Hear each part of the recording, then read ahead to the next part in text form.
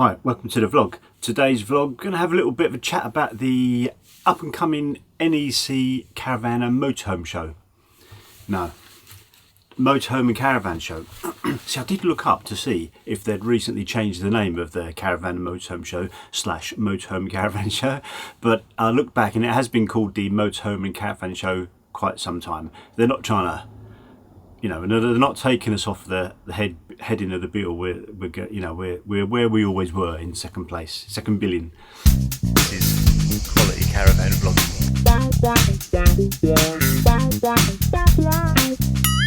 So not been the most ideal lead up to the show, although first world problems obviously. My last vlog, if you watched it, we'd visited a CL for the first time. Second time, but first time intentionally, second time in actually, which we really enjoyed. We was at a wedding. Somehow during that weekend away, Mandy contracted COVID, passed it on gratefully to me. So the last couple of weeks we've both been struggling, and we've had it before a couple of years ago. Well, when it kind of about a few months or maybe a year into when it first started, and it was all right. Mandy was worse than me. I just felt like I had a bit of a cold, and then I carried on working, which is important for me because I've said before, if I don't work, I don't get paid.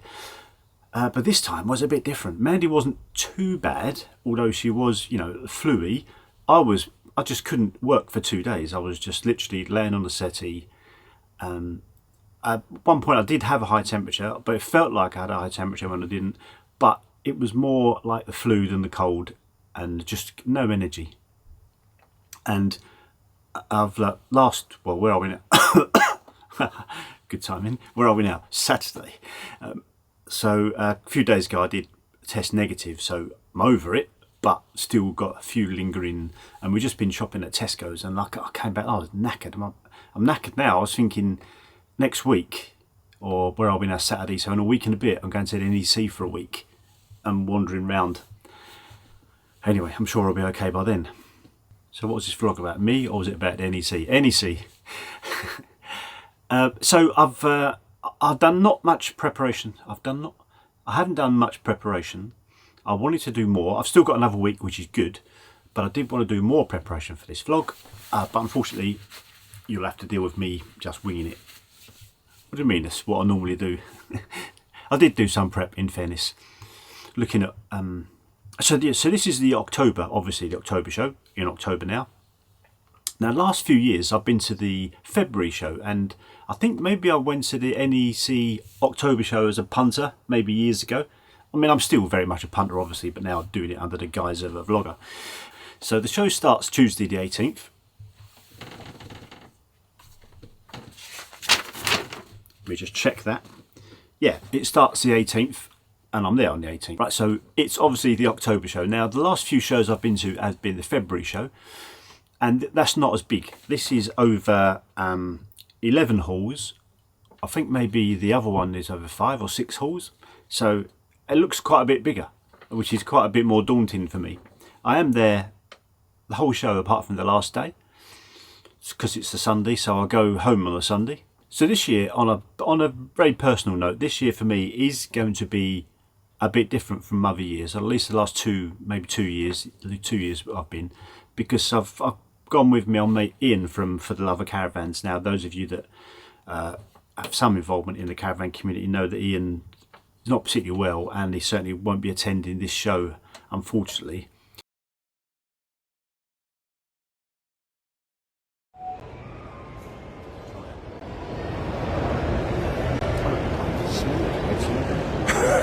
Do you want me to slouch like that? Is that better?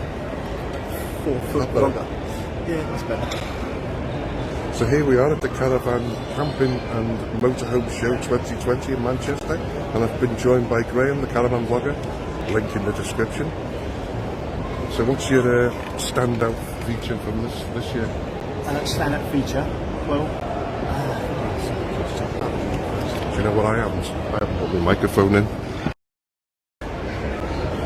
Look how sweaty I'm getting. Oh. Right, here we are at the Caravan, Camping and Motorhome Show 2020. I've got to look at the sign to get it in the right order. And I'm joined from Graham from the Caravan Vlogger. Link in the description. So Graham, what's been your standout thing at the show this year? Can I just say firstly, I'm not actually that short. Ian's about 7 foot tall. Is that better? That's better. I've actually got a box. My favourite. Yeah. But, my favourite part of the show was the question. Is that? well, it's been really busy today. It wasn't as busy yesterday though, was it? No, it wasn't. It was busy right from the start. In fact, you were saying that you'd had trouble getting in. It's kind of a mind of its own, this gimbal at the moment. Do you know what? This is going to make quality vlogging, this, isn't it? It's all about the content. There you go. We're back. You know, which is, well, as I say, personal level, it's gutting really, because we walk round together, and that's, you know, we're kind of there all day together. Just, well, we always blame each other for not doing enough vlogs, but generally speaking, we are talking to, you know, talking to ourselves as we walk around, and obviously meeting other people together. So this year, on my own, which will be different. However, there's a lot to look at this year, more so than other years, I think. And I think as far as new models goes, now, from what I've read, Bailey, I think they seem to be sticking with basically their 2022 range going into next year. Some minor differences, mainly because of supply and demand issues, from what I can gather. Having said that, looks like Swift and Elldis have made quite a few new model changes. Certainly looking at the Challenger, which is what I'm sitting in now, the Challenger for next year, we'll be able to order it at the show, is quite a bit different. I mean, the shape is pretty much the same, but the interior is quite a bit different. Certainly on the elegance, quite a lot of positive changes that I've seen anyway. One of the reasons we bought the Challenger bought the Challenger and not the Elegance when we did buy it, was basically the interior of the Elegance. It was a hot mess. I mean, it looked like a bloke had designed it, really. It looked like I'd designed it, in fact. I hadn't really noticed the issues. Now, if you've got one and you're pleased with it, happy days. But I hadn't noticed it, but Mandy pointed out the differences in the interior. Like it's got some bit of black across there, thin black worktops, and some other smatterings of blackness where they weren't really necessary, in our opinion. However, the 2023 model looks a bit more as if somebody sensible had designed it interior wise. Again, it's all personal opinions. You might love it, and anyway, enough of that. So what I'm looking forward to, I'm looking forward to the Swift. The Swift are there. Swift are at the show. Now, those of you that are interested in this kind of thing, like February, the Swift weren't there, and everyone seemed to go into a bit of a panic. But what happened is, although Swift themselves weren't there, the dealers were there, showing the dealer specials, which, on reflection, I kind of preferred. The caravan, the dealer MG Caravans where we bought this from, they are there as they were in February, but Swift are there again this year. I mean, I can only imagine Swift Live wasn't such a roaring success they'd hoped it to be. I don't know. I have no insider knowledge on that. I just like to be cynical about these things, like why did Swift think they wouldn't go to February show, but they will go October. Now, I know October is the show traditionally where newer models are showcased, so maybe that's why they're there. Well, I'm kind of glad they are, in a way, although on reflection it didn't really matter in February. So Elldis, I think Coachman have some new caravans as well, so there's quite a lot to look at. So as I said, there's the show is over 11 halls. It's open from the 18th to the 23rd of October. Opening times are 10 till 6. Now, as a international caravan vlogger, I think I'm allowed in a half hour earlier. Push the boat out, so I can get in at 9:30, I think, which basically means I can whiz round with the camera going, here's the new Swift, you know, doing all their advertising for free. Let's not get started on that again. No, but I can go around half hour before, which is okay, but you generally they're having staff meetings and stuff like that. So all I do, I use that time sometimes productively. The better end of the day for me is after 5 o'clock. Now, if you go in and you're staying overnight, then between sort of 4 and 6, usually it empties out quite a bit. So you can then, if you've got queues during the day to get in your favourite caravan, then towards the end of the day is the better time to do it, in my opinion. So tickets are £12. You can't buy them on the door, you've got to buy them up front, and I know the Saturday is already sold out. There are concessions for children's under 15, I think, free, and there's concessions for pensioners, I believe. Have a look. I'll put the link to the website down below and you can have a look yourself on those tickets. So, obvious advice from me: wear comfortable shoes. There is a lot of walking to do. As I explained or described earlier, there are 11 halls to wander around, and you probably think I'm completely bonkers going for, where are we, Tuesday, Wednesday, Thursday, Friday, for 5 days. To be honest, because it is reasonably busy, you don't get a lot of opportunity to film bits and bobs. And I don't, I'm not gonna stand at a caravan door saying, sorry, you can't come in, international vlogger at work here, I've got to do this for my public.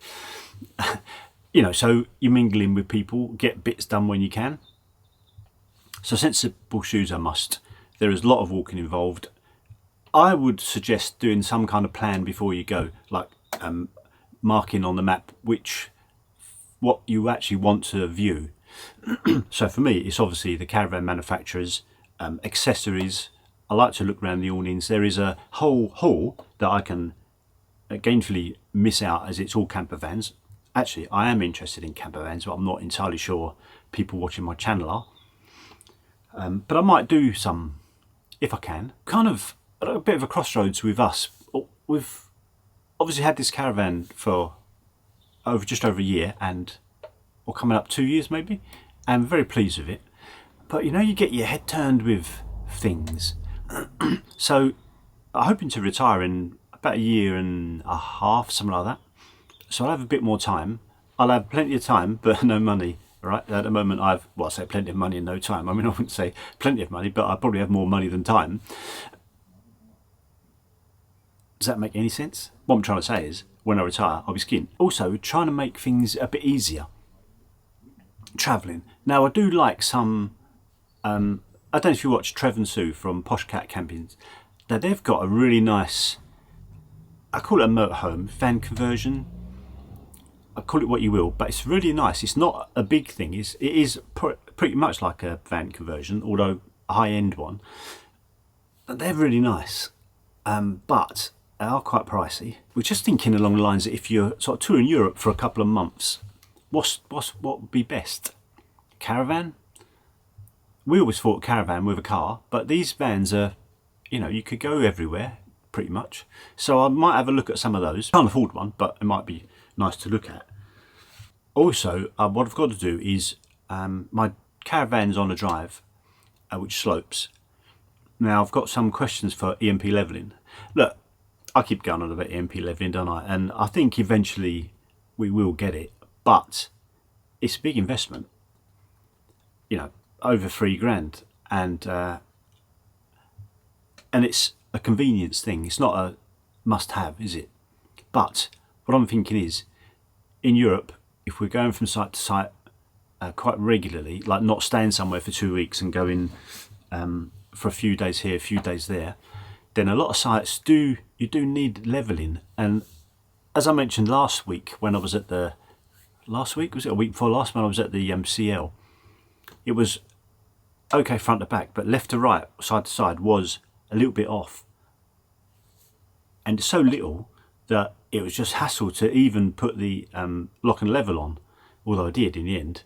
But like I said, reversing onto the lock and level itself pretty much leveled it up, so it was like minute, but it does make a big difference if you're staying in a caravan, it being level, like draining the sinks obviously and the shower. Being in bed, it's not nice being on any kind of slope, you need to be level. So that would have been, I'd push a button and it would have just leveled it that little bit. Happy days. So I'm going to speak to them I'm going to measure the slope on my drive. And I just asked them, well, how do I deal with this? Because I might need to have EMP leveling, but do it manually, which is fine. That's not a real problem. I just need to know. Some other things, if you've not been to the show before, some other things, handy information. The car parks are quite close. If you've never been to the NEC, it's an absolutely huge venue with lots and lots of halls that look a bit like aircraft hangars, and basically surrounded by car parks, pretty much. Free parking, and there's a bus that goes from the car park to the halls, although it is walkable, maybe 15-minute walk, which I generally walk because I get there quite early, so I've got plenty of time, so I just mosey about. But if you're in a hurry, get on the shuttle bus and it takes you straight to the entrance. Get back up, remember what car park you're in. I generally take a photo of, like, say, I don't know, like 6A or something. It would tell you a car park on the zone. Take a photo of that so that you know where your car is. That's my advice anyway. But or leave it to about 6 o'clock in the evening, and yours is the only one there, so you'll be able to find it. Don't advise doing that. As far as food goes, there's lots of snack places around, but as you could imagine, food is relatively expensive and not particularly good quality. You might get yourself a sandwich or a bit of cake and a coffee, but other than that, and the queues can be quite long. I generally take a little rucksack with me with some sandwiches. Oh my God, how sad is this sounding? And I go outside, sit on my own and eat a ham sandwich at about lunchtime. Actually, this time I'm staying relatively near to the NEC. Previously I've stayed at the Caravan Club Church Lane, that might be called. I stayed there, and that's about 25 minutes, half an hour away. But I'm staying at Somers Wood, which some of the other vloggers I've heard stay there, and it's maybe, well, I've heard 5-10 minutes away. So that might enable me to come back lunchtime. So like I say, if you haven't been before, it's a really good show, and there's just about everything there that you want to see. Now in February, I felt the accessories were a bit scaled back a bit. So hopefully the world's caught up with supply and demand on stuff like this, and there'll be full shelves and plenty of accessories about.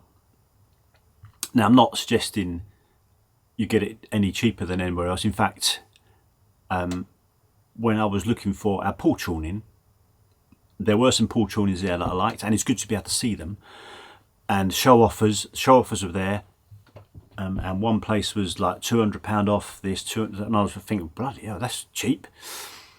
Get your phone, have a quick Google, and you know, you'll get a gauge then whether that price is good or not so good.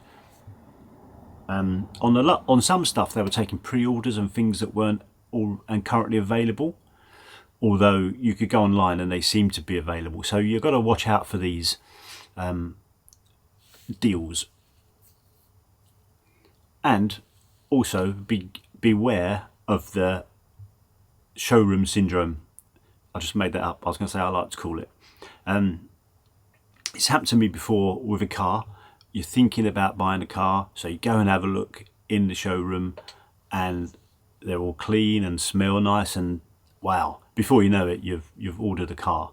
So this can happen obviously with caravans. Now fortunately or unfortunately, depending how you look at it, when I've been to the shows before and we've been looking for a caravan, when we bought our Bailey Cartagena, we were looking and we were willing to talk, negotiate, whatever, but couldn't get hold of a salesman. So I couldn't get hold of a salesman for love nor money, because there's just people everywhere. Now I noticed in February it probably would have been a bit easier to get a salesman. In fact, it's one of the good things about getting a press pass. Obviously I get in for free, hurrah, I saved £12, whoopee-doo. But more importantly, I have a badge that I put around my neck, and salesmen won't even look at you. They won't even look you in the eye. They won't even give you the time of day, which is good. However, when I was looking for awnings, that didn't help me. So what I had to do was put my press pass in my pocket, and then people would start to talk to me about buying things.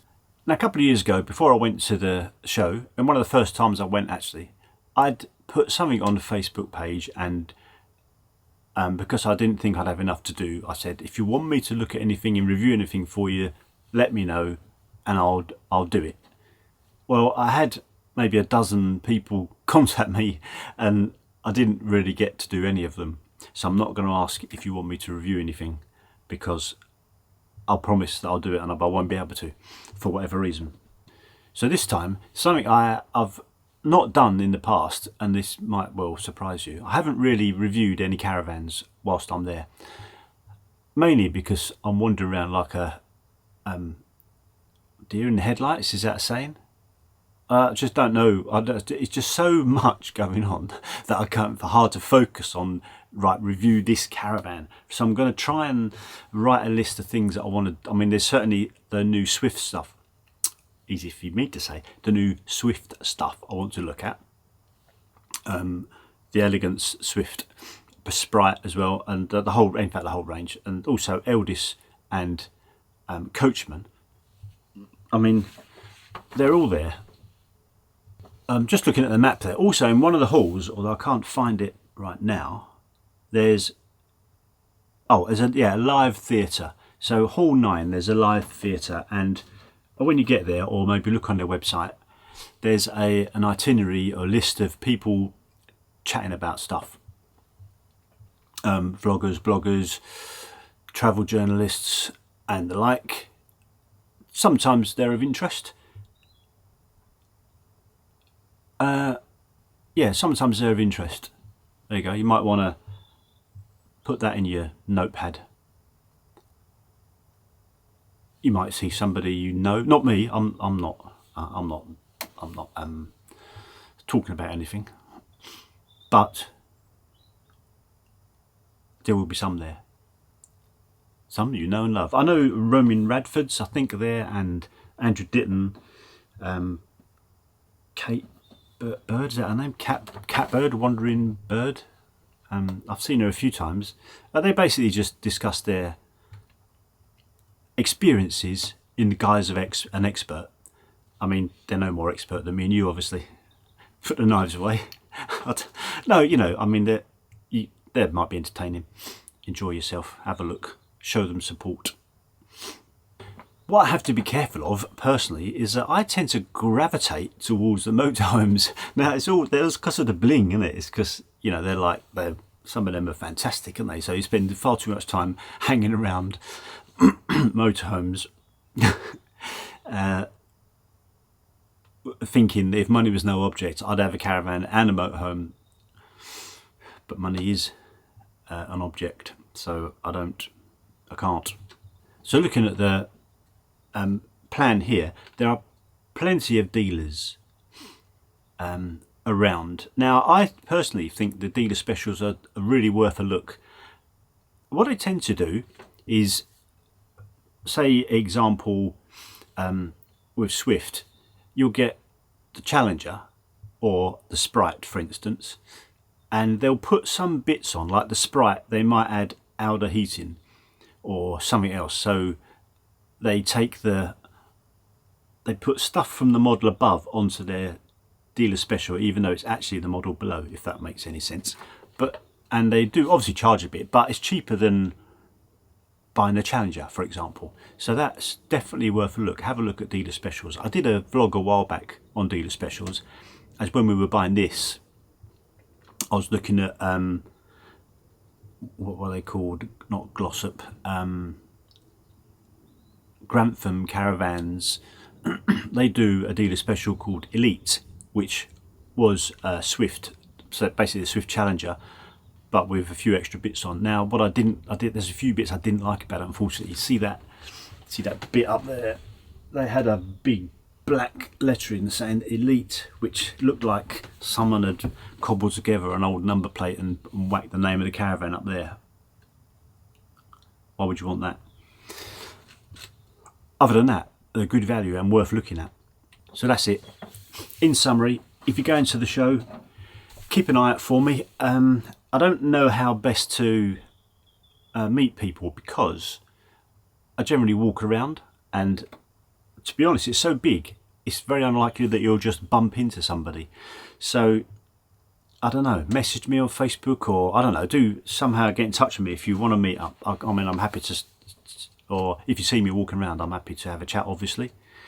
I have nothing else to do. See, this is the nice thing going to these shows. And I mean, obviously I'm going there to do some specific things, maybe review, although there's no pressure on me, obviously, because it's only me, to do reviews and do a bit of filming round and about to get some content for you guys. But I'm under no pressure. I'm not under any deadlines. There's nobody asking me for content. There's no one marking my homework as such. So I just basically do what I want, which I always have done, which is great. Downside is, obviously, I don't get paid. And another downside is, because I work kind of for myself, I don't get paid for that week. However, see it as a holiday and have a nice time. Maybe I'll spend more time this visit. I'll spend more time lurking around the caravans, because there seem to be halls specifically for caravans, like Bailey and Coachman are quite close in hall 18 and 19. And then Swift are in hall 6, which is just the other side. Anyway, let's not go through the whole halls. But also, I'll concentrate my appearances around 18, 19, 20 and 6. Around that bit. Although I also love looking around accessories and awnings. Anyway, that's it for this vlog. So it's just over a week. When this comes out, it'll be a week on Tuesday. It all starts. Very exciting. Get prepared for a full day, because it really is. I mean, one day is not enough. I mean, you laugh at me being there 5 days, but you know, it's more than a day's visit. That's it.